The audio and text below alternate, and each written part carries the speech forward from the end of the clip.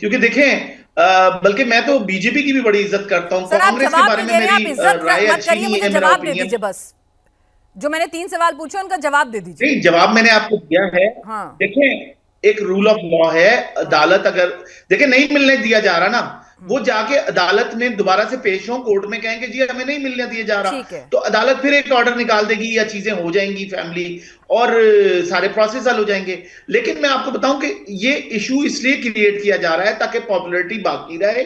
अभी जो by election हुए हैं, 6 सीटें पीटीआई हार गई है, तो अभी उनके पास कोई इशू था नहीं। हरिपुर जैसा, हरिपुर तो हजारा आप से इशू बनाने का जो मौका क्यों दे पीटीआई रहे का हैं? आपको इमरान खान से फेसिंग है। मिलने दीजिए, वो अच्छे सकुशल है, उनको कुछ हुआ नहीं है, इशू अपने आप मर जाएगा। आप तो इशू को और हवा दे रहे हैं ऐसा करके। मेहरन मरी बरूच साहब भी हमारे साथ इस वक्त जुड़ चुके हैं।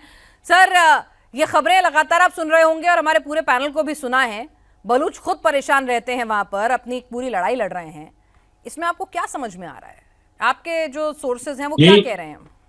जी, हम मेरे समझ में और हम बलोचों के समझ में तो 70 साल से सब कुछ समझ आ रहा था। ये इसका असली कल्प्रिट फौज है। अभी आप देखें, divide and rule policy apply करें पंजाब पे भी, अभी दोनों पॉलिटिशियन पंजाब के हैं, एक दूसरे को बुरा भला कह रहे हैं। असली कल्प्रिट तो फौज है। जो फौज के गोद में बैठा होता है वो दूसरे को बुरा बोलता है।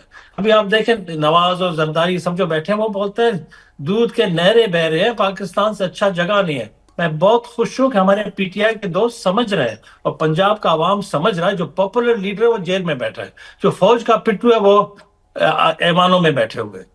अभी मसला ये हो गया कि पंजाब का आवाम भी उठिया उस गहरे नींद से। अभी जो हम कह रहे थे 70 सालों से, वो भी समझ रहे हैं ये फौज किसी का नहीं है। अभी पंजाब के साथ वही काम कर रहा है जो हमारे साथ कर रहा था। वो किसी का दोस्त नहीं, किसी का खैरख्वाह नहीं, ये टोला है, एक गैंग है।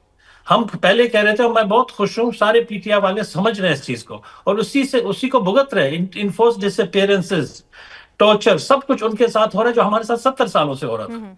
ये फौज मेन मसला इस मुल्क का, ये फौज है। जब इसको साइड किया जाएगा, इस पर लगाम डाला जाएगा, फिर कुछ सुधरेगा, हमारा भी भला होगा और इस मुल्क का भी भला होगा। तो आपको लगता है कि इमरान खान के साथ कुछ गलत हो सकता है जेल में? जी, जैसे आप पूरे प्रोग्राम में वो बोल रहे 10 दिसंबर तक कोई उससे मिल नहीं सकेगा, और ये पूरा सस्पेंस क्यों क्रिएट कर रहे हैं? मेरे खौफ इसीलिए जहन में आता है कि अफगानिस्तान पे नाक का हमला कर दिया, 10 बच्चे और औरतों को मार दिया, ये डिस्ट्रैक्शंस है। ये नालायक फौज कभी लड़ तो सकता नहीं है। 71 याद है, 90,000 फौजी अपना बंदूक रख दिया, लड़ने के काबिल नहीं है। ये बिजनेसमैन है, इंटरप्राइज है, इनको एक मुल्क बना के अंग्रेज ने दे दिया। अभी ये बेचारा सोचने लगा ये इजराइल है, सारे नेबरों के साथ पंगा कर रहा है, अंदर फुल वायलेशन कर रहा है, ह्यूमन राइट्स के धज्जियां उड़ा दिए 27th अमेंडमेंट के बाद। ये कौन से कोर्ट का बात करते हैं? ये कोर्ट तो है नहीं, मुल्ला मुनीर खुदा है उस मुल्क में, वही चलाता है सब कुछ। कौन सा कोर्ट, कौन सा लॉ? ये पार्लियामेंट, ये कोर्ट सारे एक ड्रामा है, एक गिमिक है, एक शैम डेमोक्रेसी है। ठीक है। एक अफसोस, इस शेमफुल नेम को इसको मुल्क बोले, मुल्क नहीं है जी, एक फौज का गेम है। ठीक है, कासिफ साहब से इसका जवाब लूंगी, लेकिन उससे पहले आरजू को जरा यहाँ चर्चा में शामिल करूंगी। आरजू, शक शुबा गहराना लाजमी हो जाता है। अगर चलिए फेक नैरेटिव भी है, जैसा कि कासिफ साहब कह रहे थे कि भाई फेक नैरेटिव है, इमरान की पॉपुलैरिटी जिंदा रखने के लिए इनकी पार्टी ऐसा कर रही है, तो भाई आप उस फेक नैरेटिव को हवा क्यों दे रहे हैं? आप आइए, मिलने दीजिए, मामला खत्म कीजिए। उल्टा आप अभी बस अब से 60 मिनट बाद आप असेंबली की मीटिंग बुला रहे हैं, नेशनल असेंबली की इमरजेंसी मीटिंग, और नवाज शरीफ अचानक से आते हैं और इस तरह से इमरान खान के लिए था में बात करते हैं, एक तो था कह के, और क्या क्या नहीं बोलते हैं वो उनके लिए। तो ये अपने आप में जब इसको 2 into 2 करते हैं तो सवाल तो उठते ही है ना। बिल्कुल ऐसा ही है। बल्कि नवाज शरीफ साहब ने तो कल ये तक कहा कि इमरान खान कोई नहीं, इमरान खान के लाने वालों को भी सजा होनी चाहिए। तो मुझे कोई बता दे कि कौन सा प्राइम मिनिस्टर पाकिस्तान का ऐसा है जो कि पब्लिक लेकर आई है। ये तमाम के तमाम लोग तो मिलिट्री एस्टेब्लिशमेंट के कंधे पे आए। नवाज शरीफ साहब को कौन सा पब्लिक लाई थी? या नवाज शरीफ साहब 2-3 बार प्राइम मिनिस्टर बने हैं, हर बार इसी तरह से आए कि उन्होंने मिलिट्री एस्टेब्लिशमेंट को खुश किया है और वो उस सीट तक पहुंचे और उसके बाद हटाए भी गए। तो ये लोग जब तक इसी तरह की बात करते रहेंगे, इसी तरह की गलत चीज़ों को सपोर्ट करते रहेंगे। जिस वक्त इमरान खान का मैंडेट नहीं था उस वक्त इमरान खान प्राइम मिनिस्टर थे, और जब इमरान खान का मैंडेट है तो इमरान खान जो है वो जेल में है।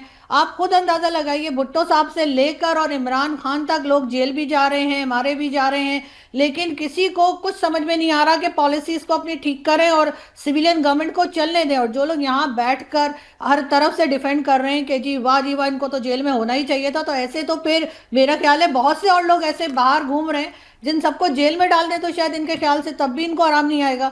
लेकिन फिर वही बात आ जाती है कि पाकिस्तान को इन्होंने किस जगह पहुंचा दिया अपनी इस पॉलिसीज की वजह से। फौज को फौज की जगह होना चाहिए, मौलवियों को मौलवियों की जगह होना चाहिए। सब यहाँ पे जो है वो सब अपने अपनी दुकानें चला रहे हैं, अपनी अपनी जैसे कहते हैं कि बिजनेस उन्होंने बना रखा है, और उसके बाद खा पी कर कोई कनाडा चला जाएगा, कोई जी दुबई चला जाएगा, कोई यहाँ यहाँ कोई नहीं रहने वाला।